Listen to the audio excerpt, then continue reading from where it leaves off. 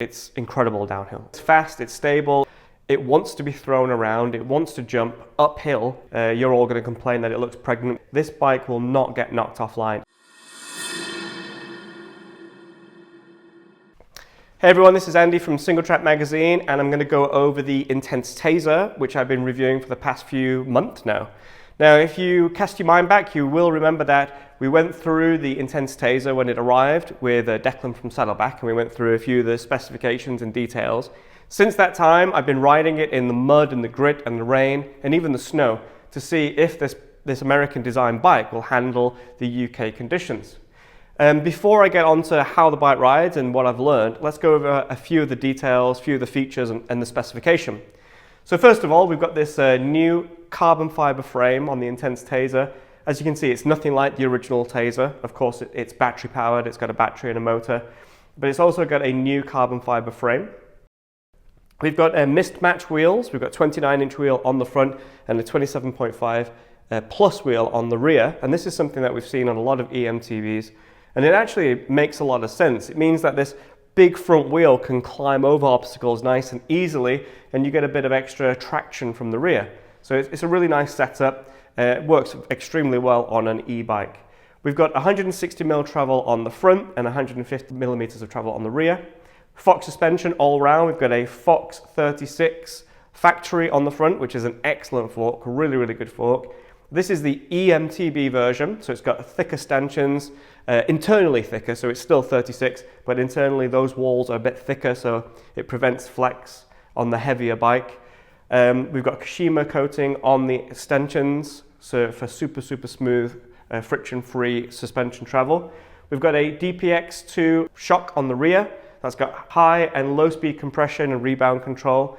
And one thing you'll notice when setting this up on the Tazer is it needs a lot more pressure than you would expect. So I think I'm running around 230 PSI in here, which is, it sounds like a lot, but with this system it just works really, really well. And actually Intense provide a shock pump with the Tazer, which does give that extra bit of pressure. You can pump rear shocks up a little bit more than you would do with some other shock pumps. We've got a Fox transfer post, dropper post here again with Kashima coating, but I do believe that production bikes, I'll have to confirm this, but I believe that production bikes are coming with a race face dropper, so it won't have the Kashima coating, but it's basically the same dropper. Another change from the production bike, from our pre-production bike, will be the E8000 control. We've got the underbar control, which kind of looks like a front mech shifter. And that's great, it works very well. The issue with it though is it means you have to use an overbar dropper post control, which is very untidy. So I believe that Intense are looking into changing that to a button control and then an underbar dropper post remote. So the front end, the cockpit's going to look a lot neater. So Intense have used a Shimano E8000 motor and battery system on the Tazer. The motor itself is, it's the top of the range Shimano motor. It's very compact. It looks great compared to a few other motors. Other motors kind of look kind of big and bulky, and they force the chainstays to get longer. But the E8000 is nice and compact. And what Intense have done, which is quite interesting, is they've taken the E8000 battery, which is normally designed to be mounted on the outside of a bike. You sometimes see them mounted onto the down tube here. And they've popped it on the inside. So if you open this little door on the side of the carbon frame, you can see we've got just a standard Shimano E8000 battery in there. We've got this little piece of material there, which means that you can unlock it, pull it out, and what Intense hopes is that you'll take a spare battery with you on your ride. So once this runs out of juice, you whack another one out your backpack, pop it in there, and you keep going.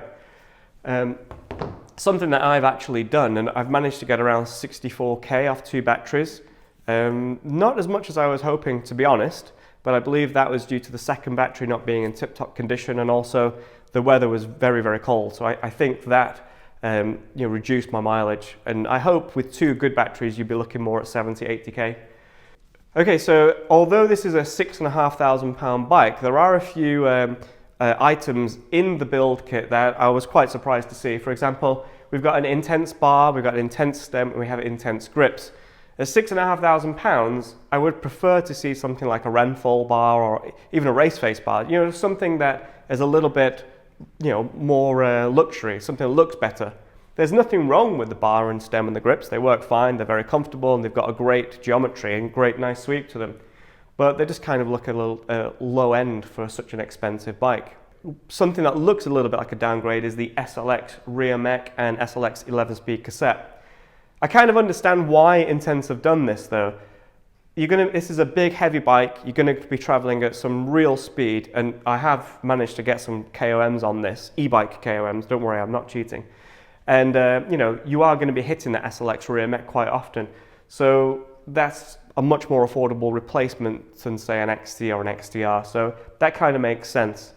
And the SLX 11-speed cassette is also a bit more durable. It's made of thicker material, so it should last longer with the Steps motor system giving that extra torque. Other features which are nice are the DT Swiss wheels. Those are hybrid wheels, which are basically designed for heavier bikes. So the idea is they'll take the extra weight of the bike and obviously of the rider. And they are very, very good. I've actually ridden this rear wheel down cut gate with a completely flat tyre from top to bottom. Not purposely, just I got a puncture and I couldn't fix the rear wheel. So I just kept going. And that wheel is still running true, no dents, absolutely spot on. So really, really good durable wheel set on the Tazer. Another great feature on the Tazer are the XT 4-pot brakes. Again, you're going to be going really, really quickly on this bike, up and downhill. So these 4-pot stoppers are really, really good. I'm really happy to see that they've gone for that. Sometimes you see maybe they'll try and downgrade to an SLX or even a Dual, but XT 4-pots spot on, really, really great brakes. So I'm 178 centimeters and I'm riding the medium, which has a 450mm reach. Now at the launch, a lot of riders upsized, they went for a large and quickly downsized again because they just found the large too big. Remember, this is very different to a standard bike. It has a lot more weight in it. It's got the extra power uphill and downhill. So, you know, sometimes it actually makes sense to go a little bit shorter than you normally would. And I find the 450 reach on the Tazer spot on. You've got enough room to be able to get in the middle of the bike, so you're not always hanging off the rear when you're going into steep sections. And it gives you plenty of confidence to get over the front when it gets really, really steep and techy. So I'm really chuffed with the overall geometry. It's really, really nice. I'm also really happy with the suspension. It's super plush. You can basically ride through anything. You see a line, you hit it. This bike will not get knocked offline. It is rapid.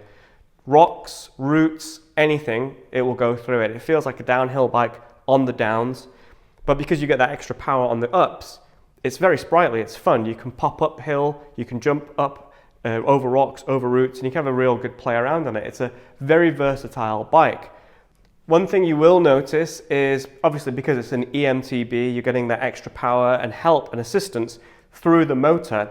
You will notice that even on a 2-battery ride, you're not going to feel tired. Your legs and your lungs and your heart, they're not getting that workout you would do on a normal bike. So exercise-wise, you know, in certain regards, you're not getting the same sort of workout, but your upper body will feel tired very, very quickly. This is a heavy bike. It wants to be thrown around. It wants to jump uphill and downhill. And what I found after a 2-battery ride, a long full day out riding up Cutgate, around Lady Bower, you know, on lots of different terrain, my upper body was absolutely wrecked. I was very, very tired, which is great because normally on a regular bike, on a lighter bike, I wouldn't get that upper body workout. So it was a nice change, but it's something that you should bear in mind. Also, because you're not using your leg muscles as much and you're not getting out of breath as much, you're also not generating as much heat. So on a colder day, you do need to wrap up a little bit more, otherwise you will get cold. Speaking about cold days, wet days, muddy days, you'll see that the Tazer comes with mudguards front and rear.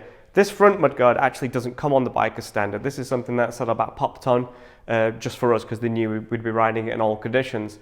But this rear mudguard, it was designed specifically for the Tazer and it comes with it and it's absolutely useless. You will get covered in crap all the time. It looks amazing, it looks moto, and that's exactly why Intense popped it on there, because in the States, they're after the motocross crowd and it looks like a motocross bike. but it's not going to stop you from getting covered in mud. You will get covered in mud. You need something much, much longer back there. Now overall, I've really enjoyed the bike. It's really great fun, it's fast, it's stable, it's very confidence inspiring, but there are a few issues. If you look at the back here on the seat stay, you can see that we've got a bit of a rub here, some heel rub. It's only on the drive side. I've worn it down through the paint into carbon. So if you were to pick up a Tazer, you would really need to make sure that this is heli-taped, got some Invisiframe on there or something, because it's a £6,500 bike and it already looks tired. Another issue that we've had with this bike, and it might be just plaguing the pre-production bikes, I'm not sure, is we've actually lost one bolt from the motor, and this lower bolt here, which holds on this bash guard, keeps undoing. And the issue with that is, when it does undo, it creeps out and it actually jams the chainring. So, my advice obviously is to check those bolts before riding and obviously have a multi-tool with you. Because if that happens and you're in the middle of nowhere and you can't tighten that back up, basically it's jammed. You're not going to be able to go anywhere. You cannot pedal. For £6,500, you're getting a really nice carbon fiber frame with great geometry. You're getting good reach. It's not mega long. I think it's just spot on.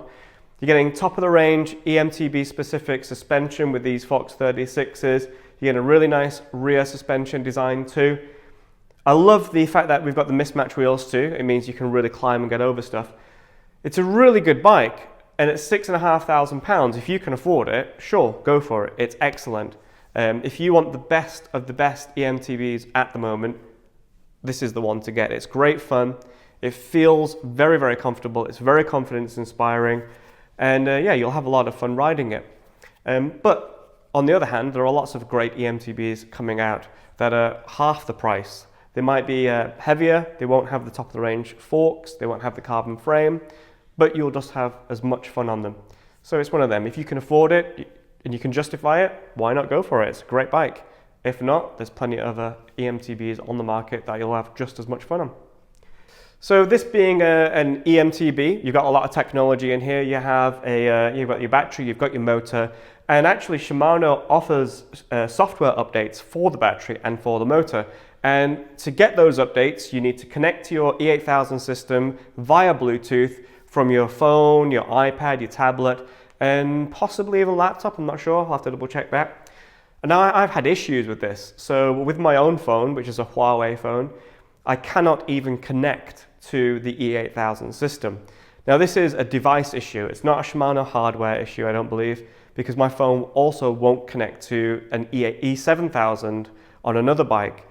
So it's worth checking, have a Google around, have a look around to see if the device you have is actually compatible with a Shimano step system if you're looking to upgrade it. What I found is an iPad Pro will connect to it, but when you try and upgrade, there's a bit of an issue. And I had an issue with this over Christmas where I was using the iPad Pro to upgrade the system on this.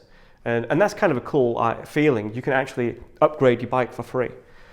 But the issue was the upgrade didn't overwrite properly, and it basically bricked the bike. It wouldn't work. It wouldn't turn on. The screen was blank. The motor system wouldn't engage. And I thought, that's it, it's dead. But luckily I connected again with my wife's old iPhone 6. It picked everything up easily, the system overwrote, and it came back to life again. It was a very scary moment because obviously over Christmas there were no Shimano dealers open. So if it had broken, it'd be useless. So it's worth looking out to see if your device that you have is compatible with this system. Otherwise, just don't upgrade it. Take it to your Shimano dealer and they'll be able to do it for you. Okay, so overall, I really enjoy riding the bike. It's great fun. It's not super heavy, not super light. It loves to be thrown around. It's great for climbing, obviously, because you've got that extra power, that chunky back tire. It goes downhill like a downhill bike. It's incredible downhill, really, really good. The extra weight helps in muddy conditions, especially if you have a shorty up front. There was nothing on this bike I would want to change, to be honest.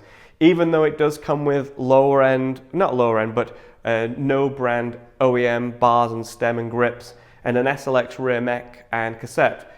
That doesn't bother me. It all works really, really well. Even the tire choice on it is really, really good as well. Okay, so overall, great geometry, Great specification. I think it looks quite good. Obviously, you're all going to complain that it looks pregnant with this funny down tube, but in real life, it does look much, much better. Handles great, climbs great, descends great. It's great fun. It's expensive, but if you can afford it, go for it. It's a very, very good bike and good fun. 2 thumbs up. Goodbye. It's just broken. Boo. Oh shit.